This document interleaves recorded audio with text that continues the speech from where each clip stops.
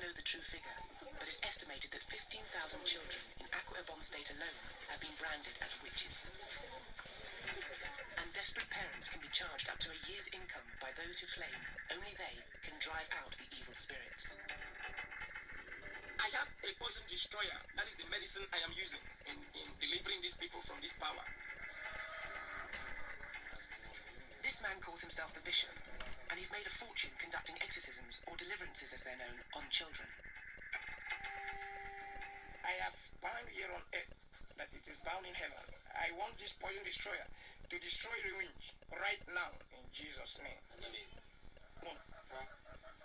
The concoction given to the boy consisted of pure alcohol, a substance called African mercury, and the bishop's own blood.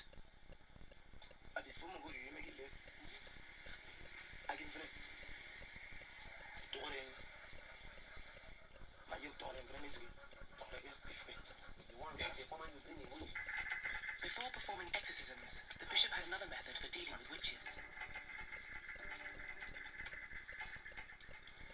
I gave up to 110 people who was identified to be a witch.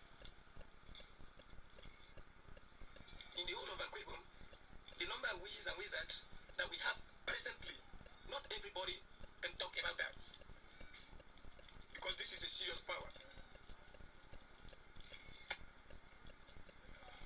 We have 2.3 million witches and wizards in Akwa Ibom. 2.3 million. Last week I have up to 7 children. Even right there in my church at Ibaka. What do you think they eat in the witchcraft world? They eat human beings. Human flesh? Yes. Like that.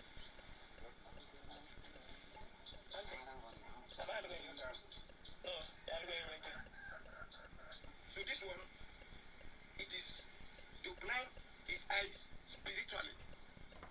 He will not see anybody that may come to take him away again on that power. So that is the meaning of this.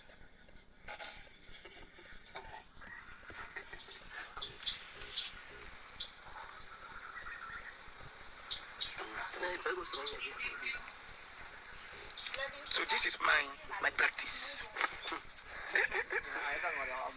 And I get these little children free from this power.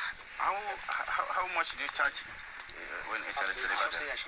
If a child is being initiated into that society and then he eat from them in the witchcraft world, I collected a complete 400,000 from the parents, because that is a serious case matter. If the parents can't pay the £170 it usually costs for a deliverance, he holds the child captive until they can. This practice should be done for 2 weeks, every night, for 2 weeks. Does not pain them.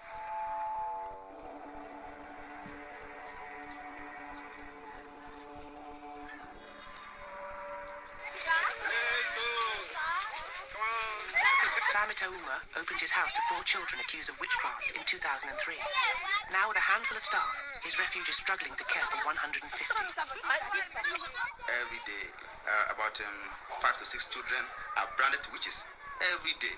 So once a child is stigmatized as a witch, it is very difficult for someone to accept that child back. If they go out of this community, there's a lot of attack, a lot of assault, abuses on the children. Children often arrive at the Child Rights and Rehabilitation Network, CRAN, with severe wounds, but few clinics or hospitals will treat a youngster who is believed to be a witch.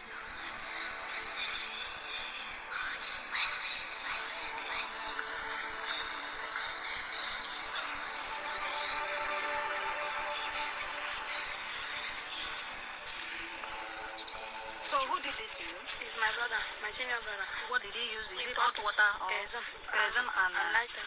So light on your master be very sad. The father, because of the stigma, the father put her on the fire, make her to sit on the fire. So the fire burned her. Their immediate families do this to them to extract confessions, punish, or attempt to kill them.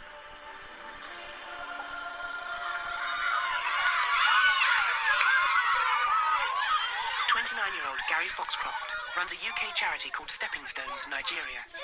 Akwa Ibom is a dangerous place for Westerners, yet he's willing to risk his life to help the children here. Looking fine. Gary raises money for the Crown Orphanage to provide the children with food and shelter, and then tries to persuade their parents to take them back. I came here in 2003 to do research on the oil industry, and then spent about 3 months here. Then I finished my masters, and then sort of met my girlfriend Nem, and then literally I think it was about a week that we'd been together. We just shook hands that we were going to come over here and build a school. That was it. Local schools refuse children accused of witchcraft, so the centre, with Gary's help, has built its own. But some will never attend class. This one was suspected along the line. They used nail. This way they nailed her head to confess. Big nail of almost 3 inches nail was put inside her. Here, at the early stage, there was foam coming out from here because of that nail. We have to remove it, and it's a bit healed now, but she's not other normal. Her name is Uma Eka. Big Joe. When we first came here, we had no idea about this child witchcraft belief at all, and it's only really having worked with Kwan that we've sort of got an understanding of it and grasped the magnitude of the problem, really, and the challenge ahead. Gary works in Akwa Ibom State, in southeastern Nigeria, a part of the Niger Delta. It's home to a vast array of different strands of Christian faith. It claims to have more churches per square mile than any other place on earth, and many are centres for extreme Pentecostal worship. When you bless a prophet, the Bible says, the blessings of a prophet surely establish on you. Oh, God bless you, my beloved daughter. God be with you. Religious fervour and an often unquestioning acceptance of the gospel are combined with an historic deep-rooted belief in sorcery and witchcraft. Although there have been Christians in Nigeria since the 19th century, most are moderate. But an influx of Pentecostals over the past 50 years has shaped more extreme religious practice in some areas. And it's during ordinary church services that pastors first raise the spectre of witches and wizards.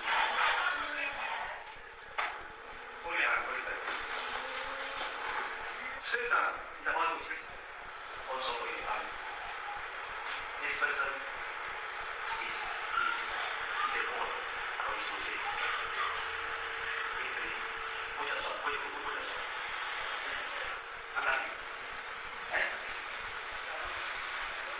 Listen, when you go back, he prayed by 9 o'clock. Say, God, demons are blushing. I'm saying. You have been weak and you don't understand. Blushing. The Lord says you should change. In the name of Jesus. God bless you. We don't know the fate of this boy, but witchcraft is cited as the cause of everything, from disease, miscarriage, unemployment, to death in the family. Traditional African belief has it that nothing happens for natural reasons in life. Any ill fortune is the work of witches. And witchcraft is all over. The only way to overcome the witchcraft is to pray and believe in God. And exorcism is big business. Deliverances are conducted in churches everywhere, like here in Eket. Friday night is what locals call Tarry Night. It's an evening where preachers claim, for a price, they can exorcise demons, cure the terminally ill, and even resurrect the dead. The services can last till first light. Christianity in the Niger Delta is seriously questionable. Putting a traditional religion and Christian religion mixed together, and they all make nonsense out of it. If you are not rich, if you don't have anything to eat, if you look for blame to blame it somewhere, and if you don't, you end up not getting anything, you blame it on the witches.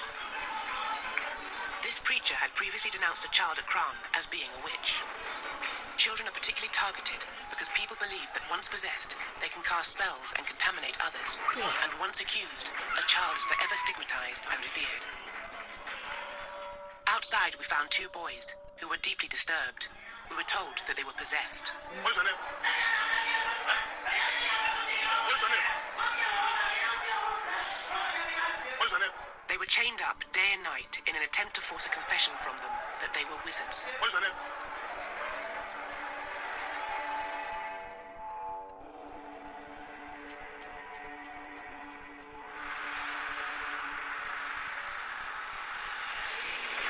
It is an absolute scandal. Any Christian would look at the situation that is going on here and just be absolutely outraged that they were using the teachings of Jesus Christ to exploit and abuse innocent children. There was one boy who'd been beaten so severely that they'd broken his humerus bone in his left arm, and the bone was like sticking out here like that, and had been so for apparently like 6 months before we found him. Then there's girls with machete wounds all over their backs, children who've been set on fire. The fact remains that they're the lucky ones. You know, they're still alive. How many have got stones tied to their legs, thrown off bridges? How many are given a poison berry and died? How many are buried alive, you know?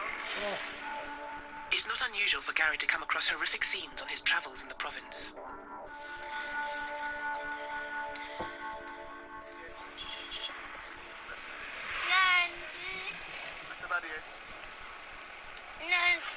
How are you?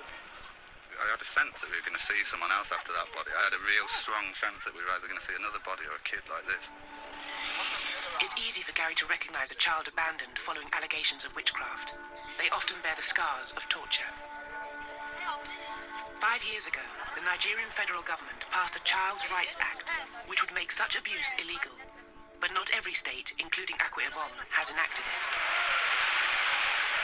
To understand where the belief in child witchcraft comes from and the context in which it's found, really you need to understand the levels of poverty in Nigeria. The Niger Delta is oil rich, and Nigeria is the 12th largest oil producer in the world. Your average person doesn't have access to the oil wealth. It's only your rich politicians in Abuja who have any access to this money. Average life expectancy is like 47, dropping, which says a lot, doesn't it really, you know? And most people here are surviving on less than $1 per day, which makes them some of the poorest people on earth. International reports claim it's the contamination of land and air resulting from the oil industry that causes widespread illness and economic ruin here, not the work of the devil. Gary and co-worker Lucky Inyang are heading for Ibaka, a small port area with a growing problem of abandoned children.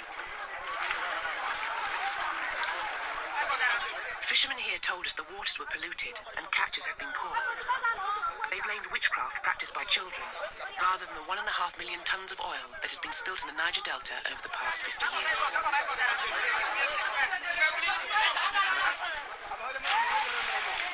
Gary wants to open another refuge here, but for now, all he can offer is a small shelter. I think he has improved this place. He has used, yeah, all the raffia is new, isn't it?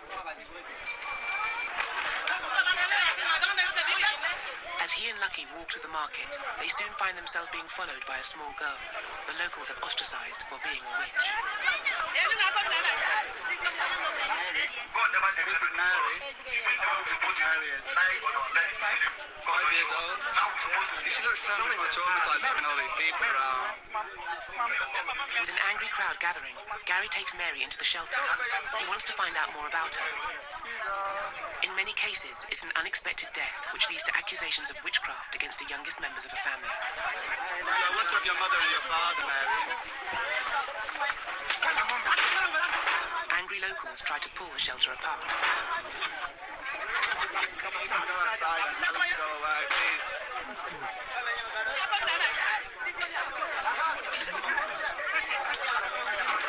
Okay, no problem.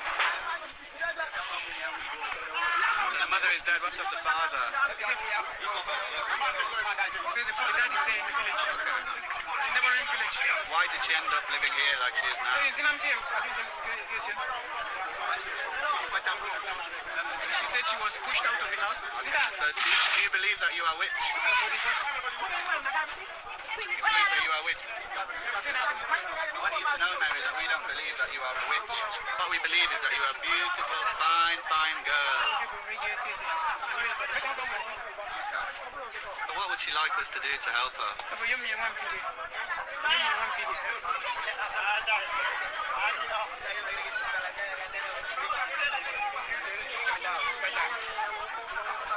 She said she wants to go to school. What do you think we should do with her? Well, she's like a 5-year-old girl on her own on the street, clearly like massively more vulnerable to like traffickers and rapists and everything than boys would be. Traumatized and in real danger, Gary decides he has to act. First, he's going to try and reunite her with her family. Lucky, can you swim? Charity worker Gary Foxcroft is heading off to Mary's village to see if he can persuade her family to take back the 5-year-old branded as a witch.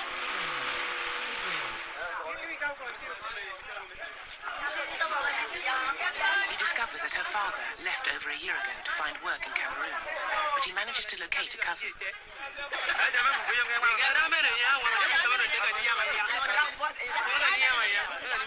Father's miles away, mother's dead, no one to take responsibility for it.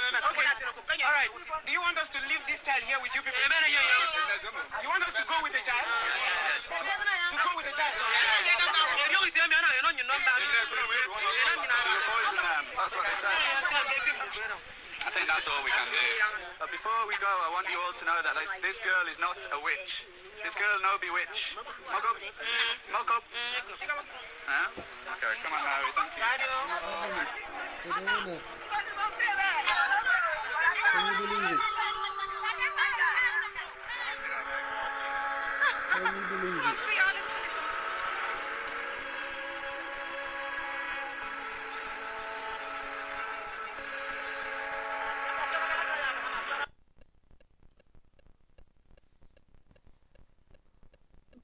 Look at the little girl. 5 years old.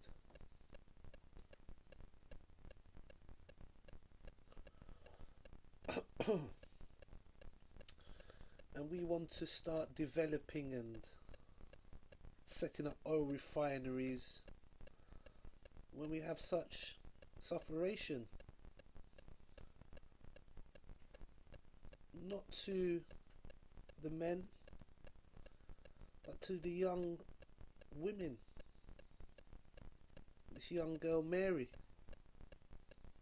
ostracized by her own family. This is really sad, really sad.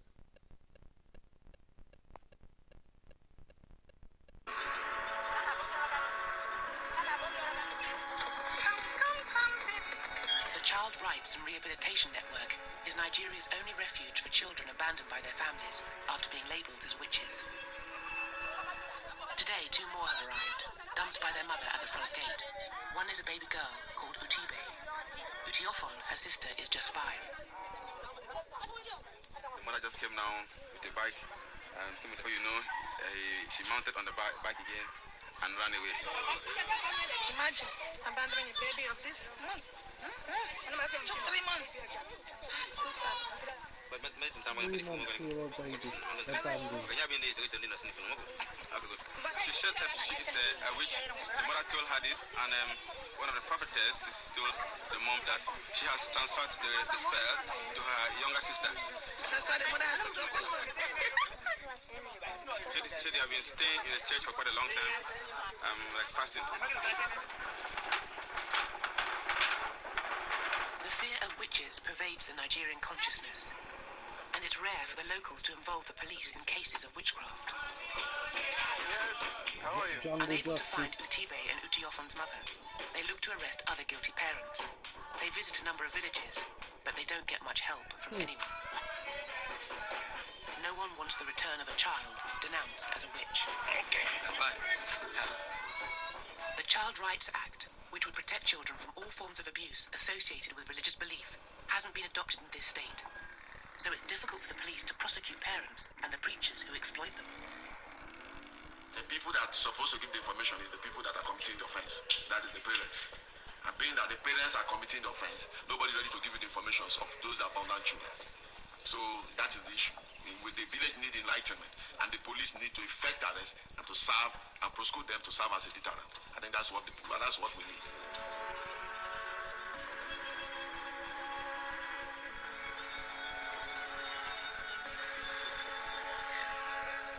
Mary, who was rescued by Gary and Lucky, will now join the others at Kran.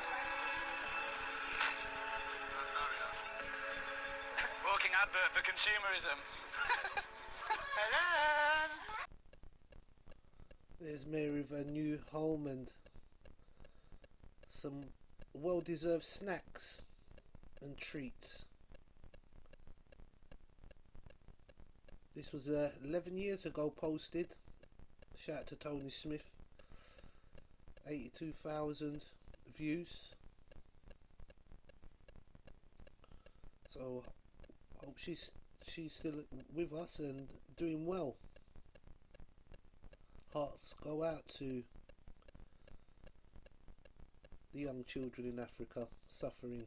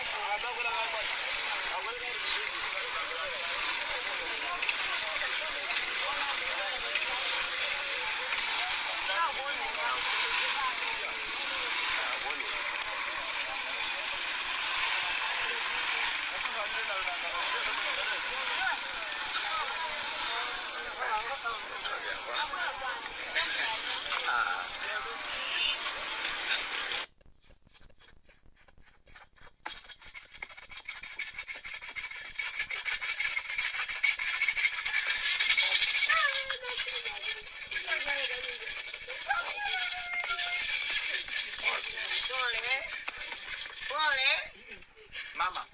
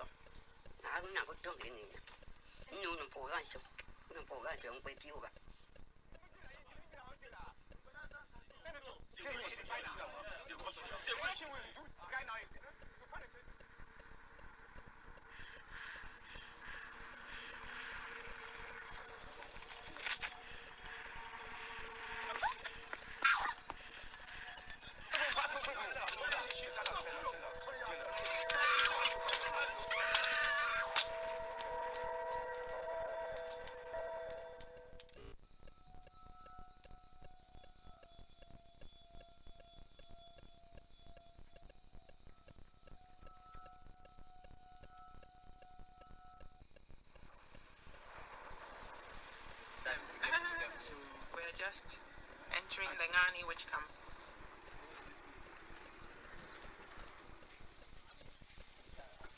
People who are generally educated and know their rights never get accused of any witchcraft. It's usually those who are poor, illiterate, who don't know what their rights are. It's usually old women, old poor women who have absolutely nobody, who are usually accused of witchcraft.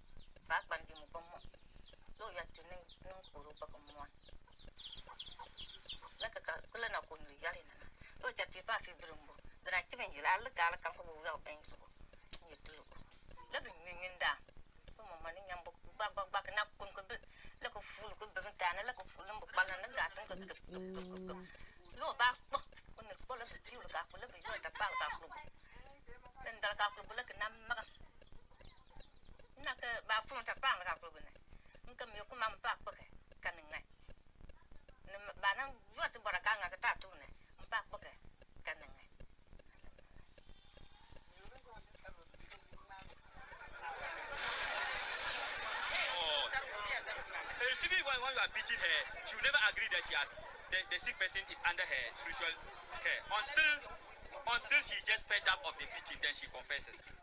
Is it not possible that because I know you are going to beat me and if I don't say something, you will beat me to death? Don't you think that is the reason why I will at a point have to say that it is true I bewitched the child so that you will leave me alone and take me there?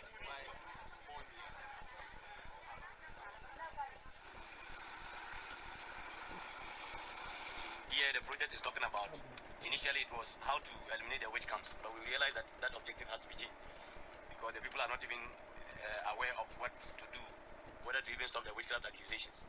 So we geared our attention towards, okay, let's talk about stopping the brutalities. But when you now look at these communities, from all other communities I've visited, you realize that when you talk, they quickly accept that, oh, we will stop. As to whether they will do what they have said is a different ball game altogether. It needs a lot of work to even get them to accept that the brutalities are not lawful in the first place.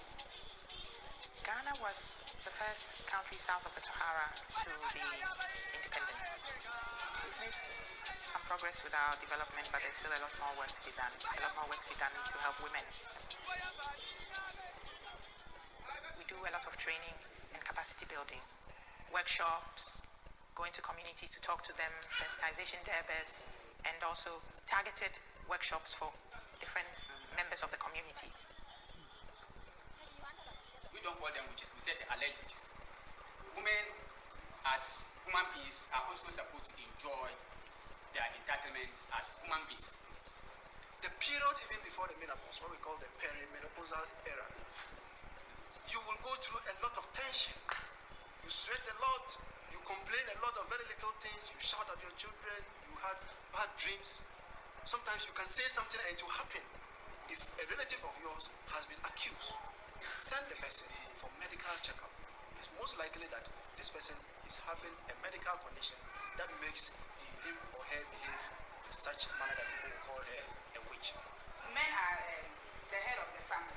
So if women are in the family, even if you are older than the man, the man will be ruling you. That is why normally the problems lie on the woman more than the man.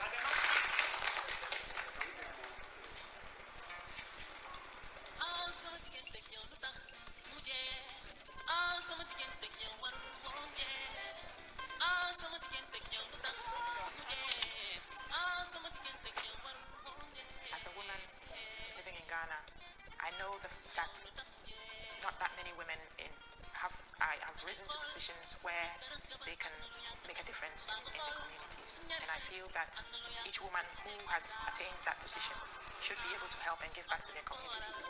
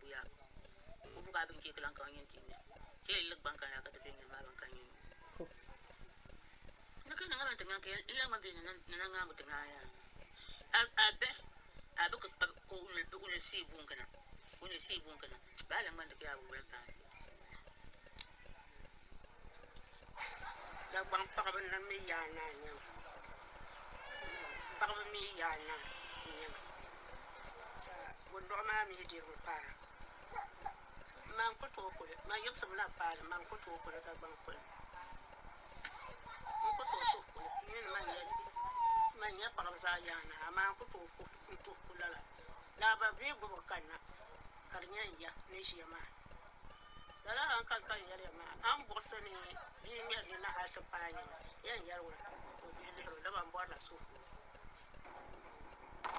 people who accuse you believe in the system that will prove you innocent or guilty. Somehow they are not able to accept it when the verdict comes back that you're innocent.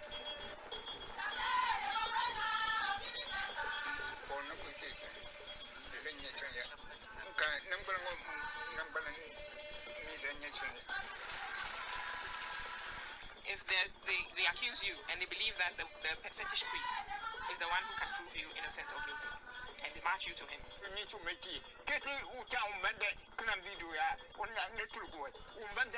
Why can't they accept it and say, oh, right, then I was wrong? But then they say, no, I still don't accept that you're innocent. You're the one, so we don't want you in the village anymore.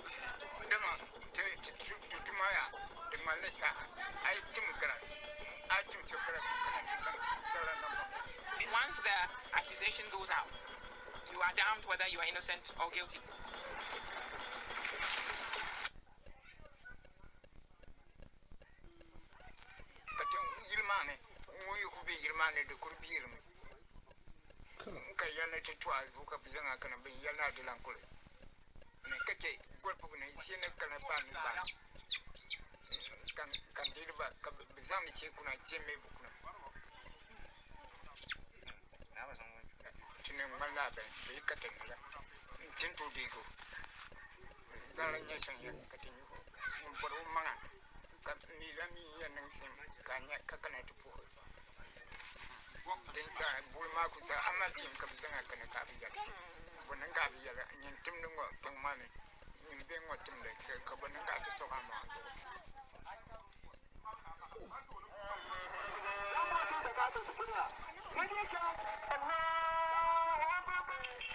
Because there's so much poverty, illiteracy in northern Ghana, and of course Ghanaians are also very spiritual and believe in God and believe in spirits, evil spirits and so on. You find that people want to find answers to the problems, solutions to their problems any which way they can.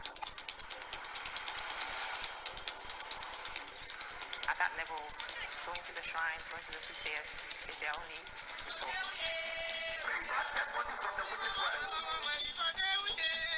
Somebody is sending demonic forces.